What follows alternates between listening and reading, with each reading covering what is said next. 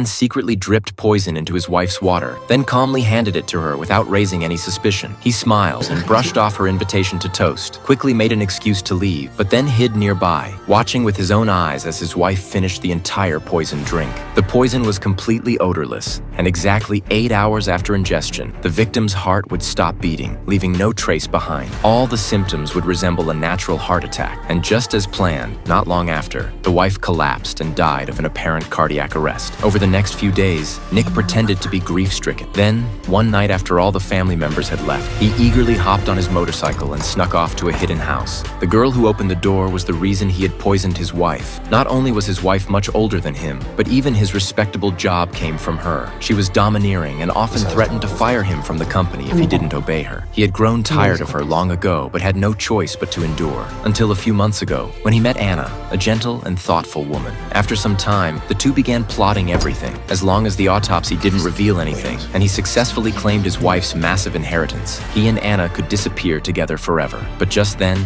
Nick got a call from the police. His wife's corpse had suddenly disappeared from the morgue. The moment they heard the news, both of them froze. Had their plan been exposed? Anna worried it might be a trap set by the police, but Nick was confident he had left no loose ends. He decided to go find out what had actually happened. When he arrived at the morgue, he learned that about half an hour earlier, the security guard had come running out of the woods in a panic, only to be hit by a passing car and knocked unconscious. After reviewing the surveillance footage, they discovered that the guard had fled from the morgue in terror, as if something had frightened him. Strangely, the only working camera was the one that recorded the guard. Every other one had been deliberately destroyed, leaving them with no clue what really happened inside.